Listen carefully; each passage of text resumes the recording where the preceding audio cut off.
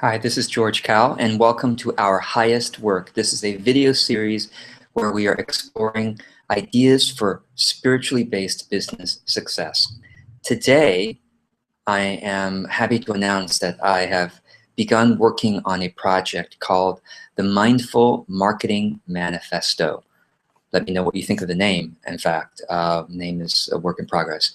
But it's really about coming up with a list of principles and maybe also examples of how to do marketing, how to promote our businesses, especially online.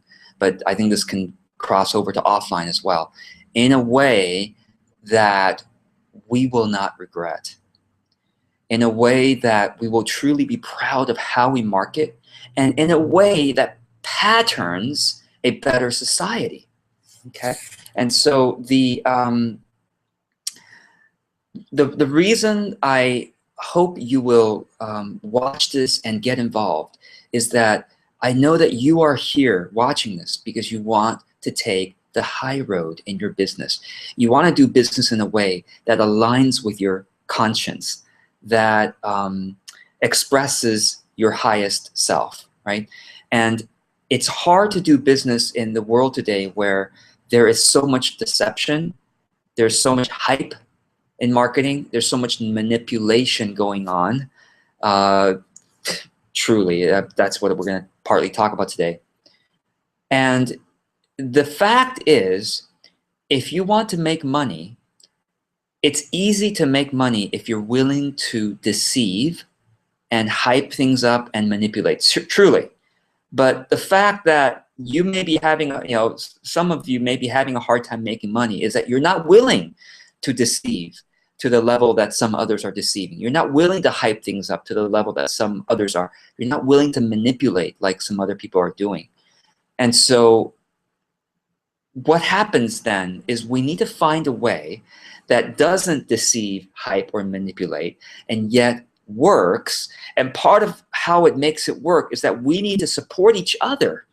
You need to know that there is a movement of conscious marketing. I mean, authentic, call it whatever you want to, conscious marketing, authentic marketing, virtuous marketing, benevolent marketing, mindful marketing, right?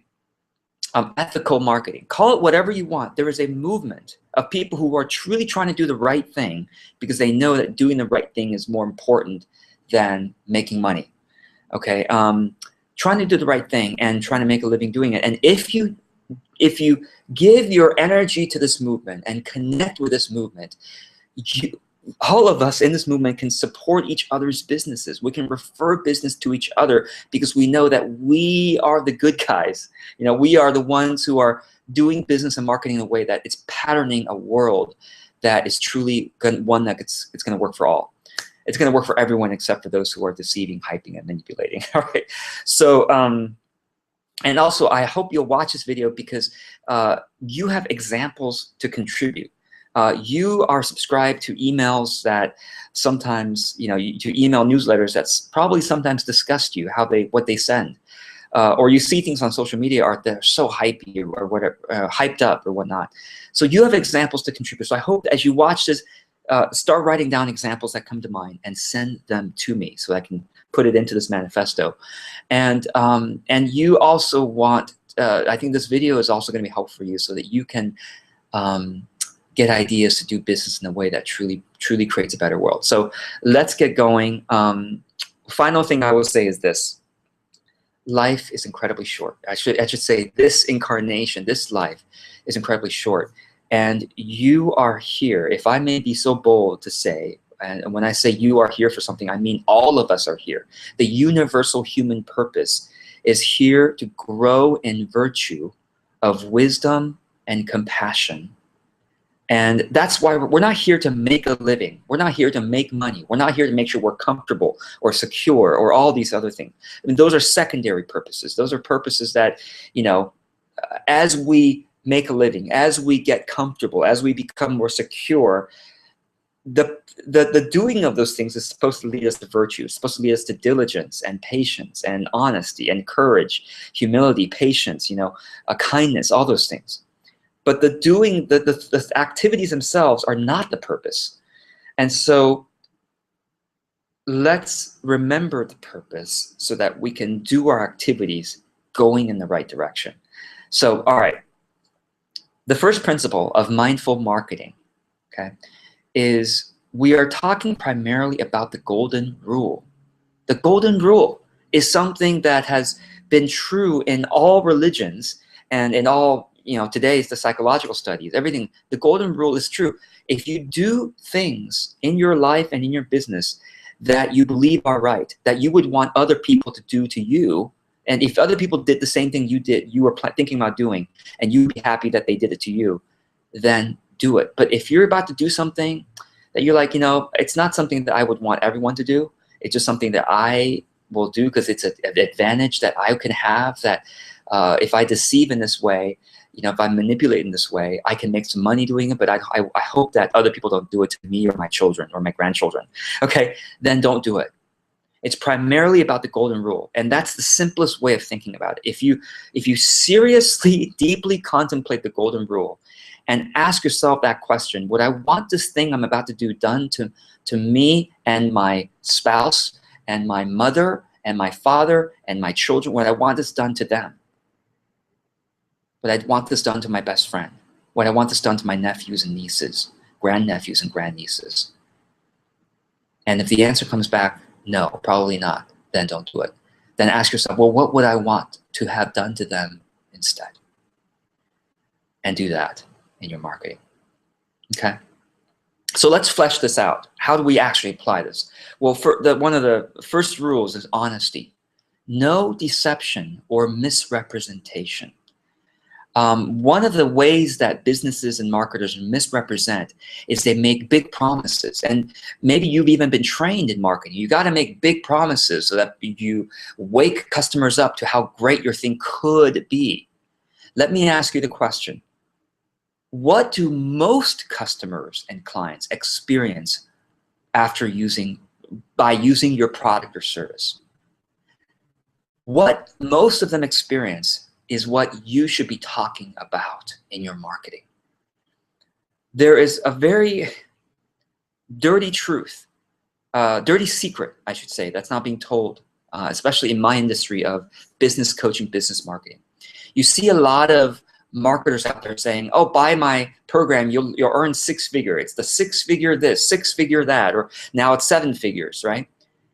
The truth they don't tell you is out of 100 people who buy their training program or their business coaching or their info product, out of 100 people who buy a 6-figure thing, teach me how to make 6-figure business, how many of those 100 actually make 6 figures because of that product or service?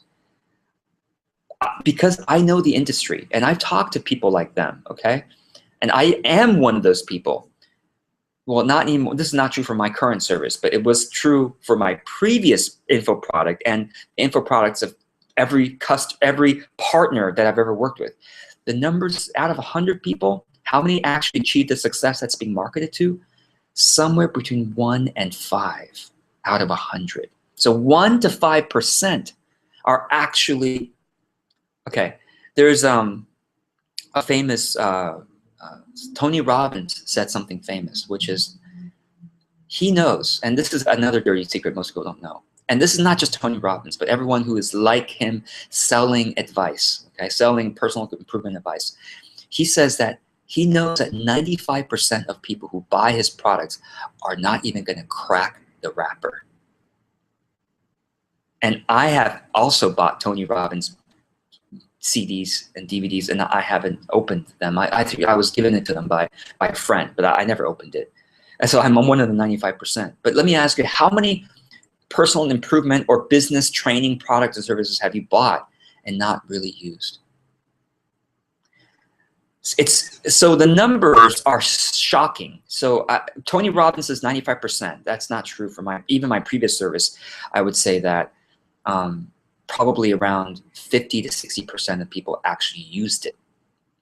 So that means 40 to 50% did not even use it, and they paid me $2,000 for it. So I am saying all this stuff from personal experience. I myself had a reformation and a transformation. But many of my previous partners and and joint venture promoters, affiliate marketing partners, have not made that transformation. They keep selling, and some of them even sell conscious business this, conscious marketing that, knowing full well that a big percentage, maybe not majority, but at least 20–30% will never even use the thing they bought. Okay, now out of those people who do use it, how many of those actually achieve the results that were marketed, that were promised? Like I said, 1 to 5% of the total buyers maybe achieve those results. So what the heck is the normal results of the people who use it? That is what should be marketed to.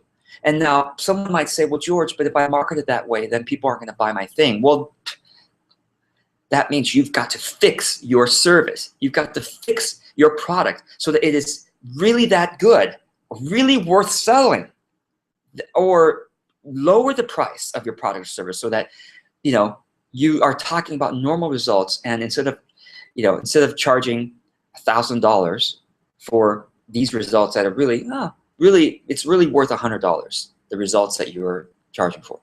So it's making sense. So honesty about what most customers, clients are actually experiencing, talking about that.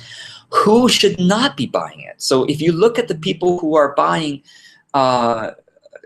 these services and products, the people who aren't even opening them, who are these people? And the marketer should be saying, all right, if you're not at a certain stage, if you're not ready to spend 10 hours a week, practicing this thing, don't buy this thing, because it's going to be just sitting on your shelf.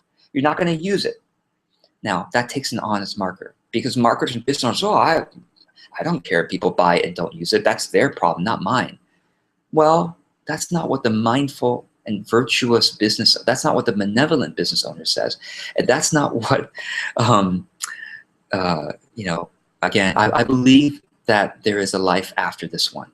If you believe that this is the only life, then go ahead and deceive and manipulate. Why wouldn't you? If this were the only life, then the primary purpose is to have comfort and security.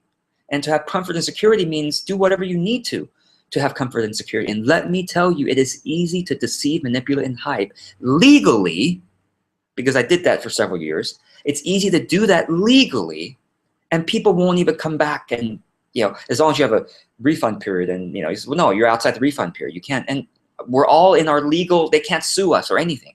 So it's all legal. That's the problem of this hype, manipulation, and deception. If this is the only life, by all means do it, because your comfort and security are number one, and that of your family. But if this is not the only life, if you care about things beyond this life, even if you're an atheist, you care about patterning society in a good way, your life being a contribution to that patterning, then you will do things that sometimes is a sacrifice to your short-term revenue, sometimes even your long-term revenue, right? So those of us who believe in a life beyond this one, your life review, the life review you get after this life, from all my afterlife research, says that you will experience the results. You will feel, think, and experience the results of all of your actions that you made in this life. So if we hype, manipulate, and deceive, we're going to experience the results of someone, going bankrupt. They're buying our product or service contributed to their bankruptcy, or contributed to their low income status, or contributed to, them feeling deceived and whatever. Okay, so let's not do that. Let's not do that. For our own long-term good, right? Our own eternal good. All right, let me show you an image. Do a quick screen share here, and let me show you an image that will help to show you what I mean. It's a really nice image by Andrea J. Lee. She is a fellow marketer like me, but she is one of the good ones.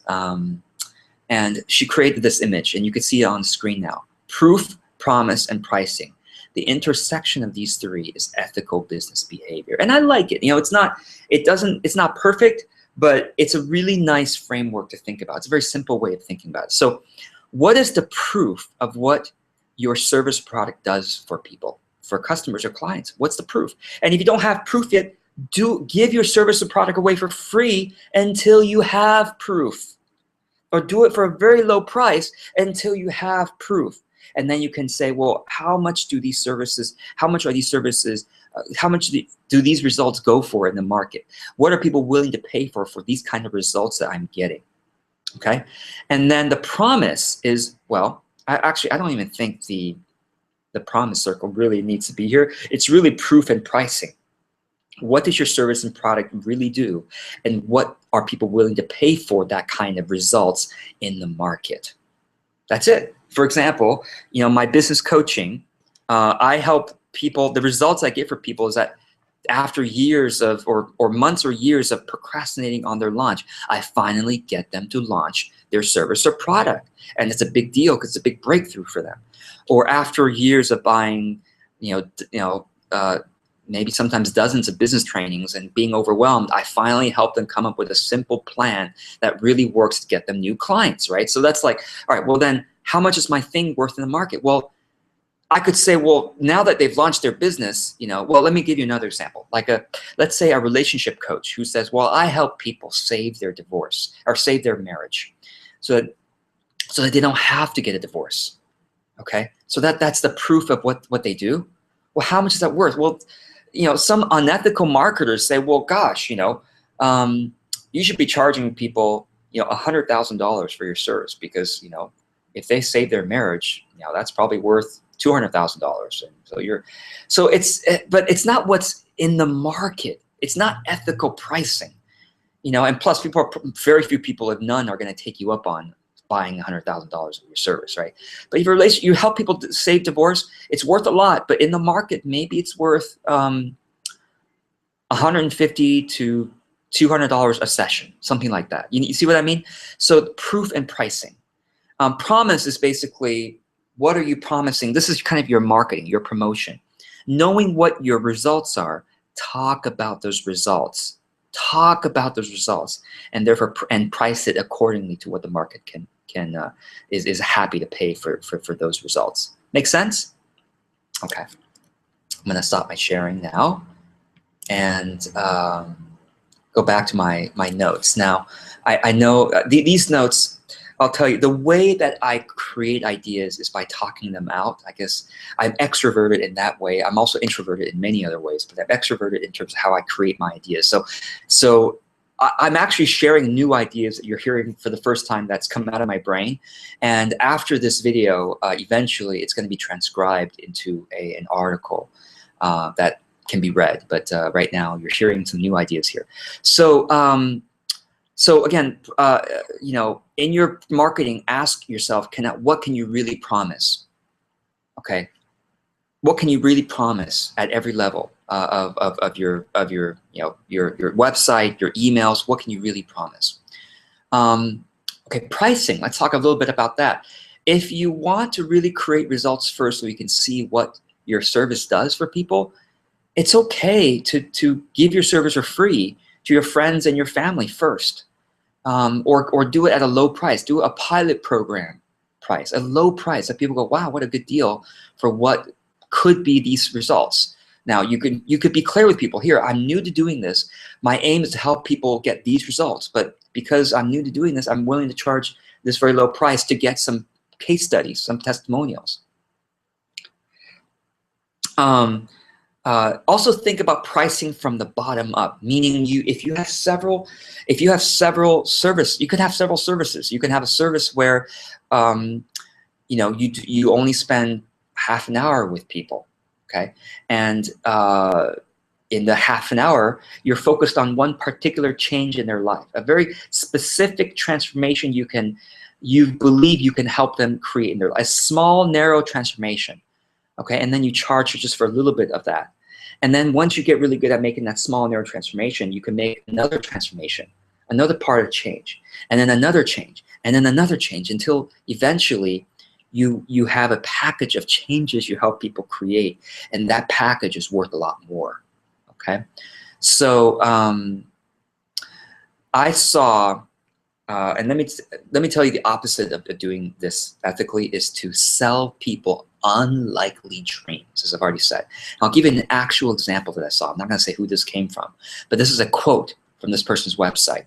Quote, "You're about to discover the 7-step system for overcoming obstacles and negative mindsets so that you can finally create the perfect life based in clarity, intention, and meaning, and become truly unstoppable.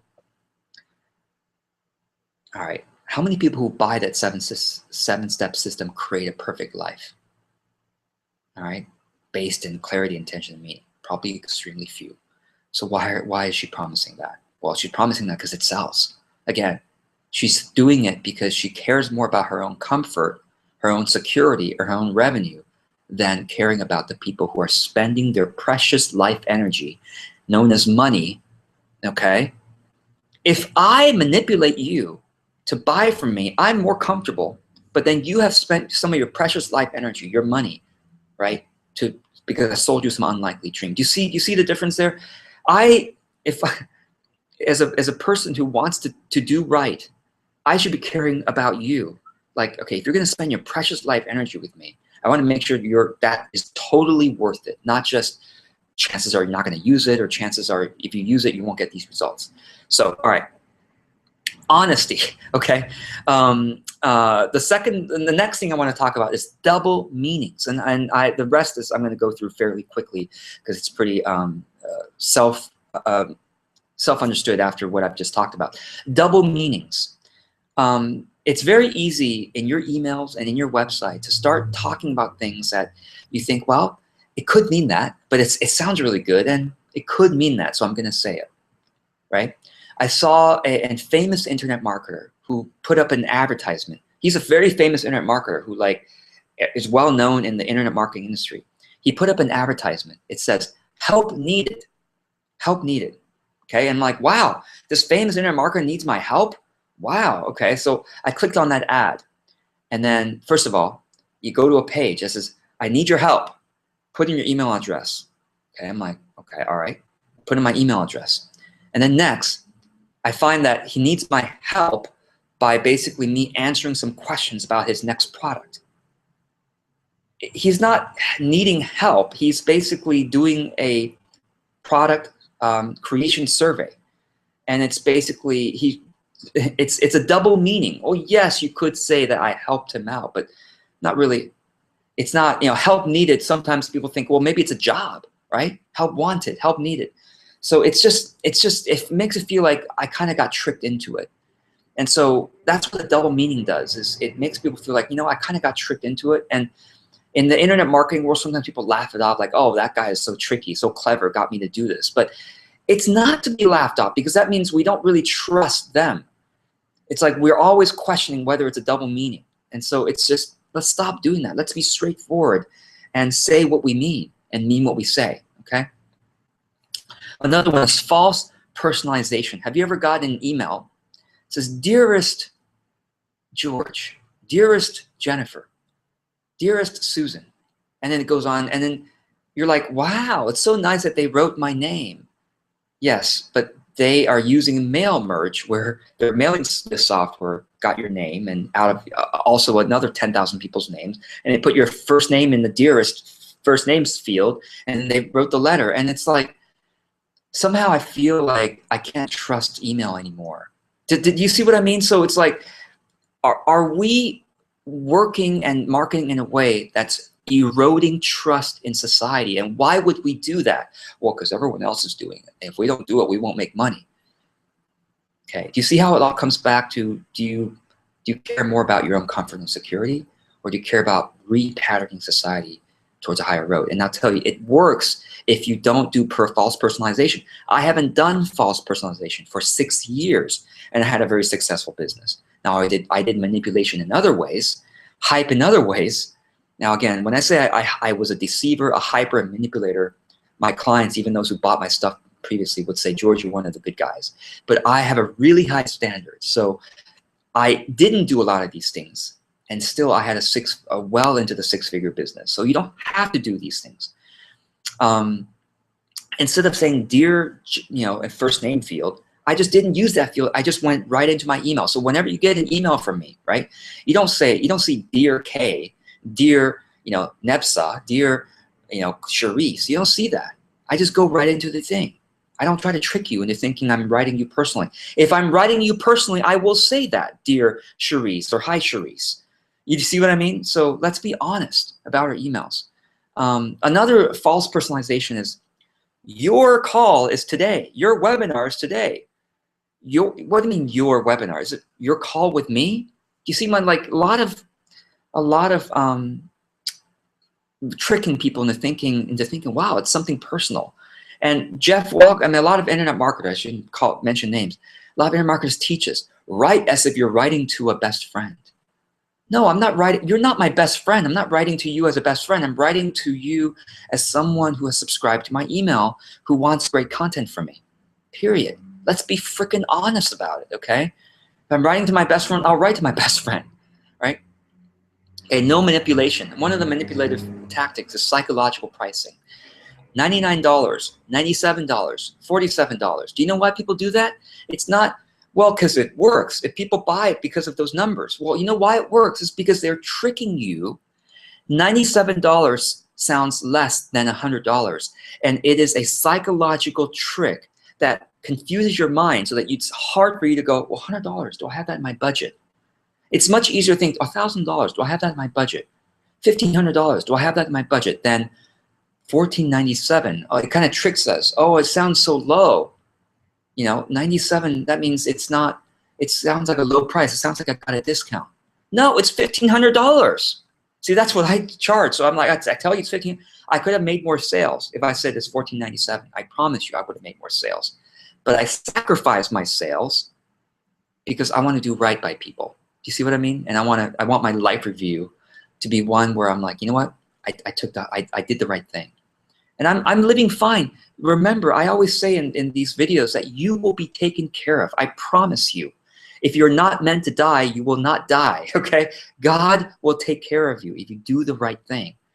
Just like Jesus said, seek first the kingdom of God, and all will be given to you. You will not die. You will not starve, I promise you, okay? So just do the right thing. You will not starve, okay?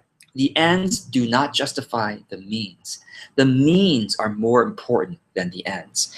Doing the right thing is more important than making enough money, because you will be taken care of, I promise you, right? So another one is fear of loss. If you don't sign up today, you'll not get the $1,000 off. Now, sometimes it's true that we need to start a coaching program, and so we, but you know, I do this sometimes, but it's really not ideal. You know, am I trying to make them feel like, oh my God, if I don't do this, I'm missing out? Marketers regularly teach this as a way that works. I mean, literally, persuasion, you know, conversion. But remember, mindfulness is, are we stoking the fires of greed and loss and fear and desire within our audience? If we're doing that, we're helping them, we're forcing them to be less mindful. Do we want to be people like that, who are helping people be less mindful? No, even in our marketing, we want people to be more mindful. Does that make sense? So disappearing bonuses. Okay, there are a few spots left, being left behind the bandwagon. And I still use this. I still use this today. And I tell you, it's not ideal. I wish I didn't, but I'm still, so another thing I want to tell you is that all of this stuff are ideals. And I want to tell you to be gentle with yourself. If you still have to use some of this because you really are fearful, you don't yet have enough of a faith to believe that you'll be taken care of, God is okay with that, okay? God is gentle with you. All of the universe is gentle with you. And so if you have to use some of this, just know that it's not the most ideal, and let your subconscious mind, because here's the thing, if you know it's not the most ideal, your subconscious mind will start to work on a better solution. Does that make sense? So you have to first admit that this is not the ideal, and there must be a better solution out there, and I'll let my subconscious mind work on that for a while until I come up with, but until I come up with a better solution, I will use this less ideal solution. Does that make sense? I hope that's helpful. Fake exclusivity is another one. It's typically, you know, I typically sell this for $2,000, but for those of you on this webinar today, it's only $1,000. No, because after the webinar, I could still buy it for $1,000. If I join another webinar, it's not just this webinar. To those of you on this webinar today, that's fake exclusivity. You're lying to me, right? And so it's, you know, anyway, I'm sorry. One of the things about doing videos is I can't see your reaction, so I don't know if I'm being clear enough. And I always have to learn to say, you know, George, just say it and move on and let people ask questions. Don't have to try to get the reaction here. So this is why I'm a much better in-person speaker. I'm so much better in-person speaking because I can see the audience's reaction and see them, you know, nod or see them be confused, and then I can address it further and all that stuff. But here I can't. I'm just seeing silence. So I have no idea. I'm just like, sometimes I think no one's getting this, but you're probably all getting it. So that's okay. All right. Let me kind of end this video. I'm going to do a part 2. The part 2 is going to be about, well, what should we do instead? Okay. But today I really talked about what we shouldn't do. And that's one of the things about teaching, doing the right things. You have to teach what's not the right thing. So we can be aware that there is a better way and let our subconscious work on the better way, knowing that we don't be content doing these things, right? Okay, let's see, what else do I want to talk about before we go on? I think that's about it. We want to, last thing I'll say is just to be aware. Well, you know what? I think I'm just going to end it right there for this part 1. In the next part, we'll talk about what to do instead for mindful marketing. But I think the manifesto will include the things that we should not do, and then also the things we should do. So thank you for being part of this ideation process. I really look forward to your comments. Any examples? I hope that watching this will have sharpened your consciousness a little bit, so that today, as you read the emails that would come to you, you ask yourself, am I being manipulated, even in subtle ways? Am I being deceived? Are they doing fake personalization, fake exclusivity? Are they stoking my fear and my greed and my desire? Or are they simply providing a genuine service? And is the thing they're selling me, do most of the buyers get those results, or do very, very few buyers get those results that they're promising me? So sharpen your consciousness and start to notice that you are being deceived in all kinds of ways that you didn't realize before, and you were going along with it. And by you going along with it and spending money with these deceivers, you are patterning society more in that direction. You're supporting that economy. You're supporting the hype economy or the manipulation economy, right? But let's not. Let's take our precious dollars and support the good people, support the people who are repatterning a good society. It's kind of like I buy fair trade products because I want to support that industry. I want to support that economy, people who are being paid in a way that they can actually make a living doing it. And so with that, I look forward to seeing you in the next episode. And until then, remember that you will be taken care of. Do whatever you need to do. Read the books you need to do to strengthen your faith, knowing that you will be taken care of, and then act from that eternal and true security, because you will not regret it, and you will be and your conscience will tell you that you're doing the right thing. So until then, be well, and let's keep our thoughts positive and keep our hearts open. Take care.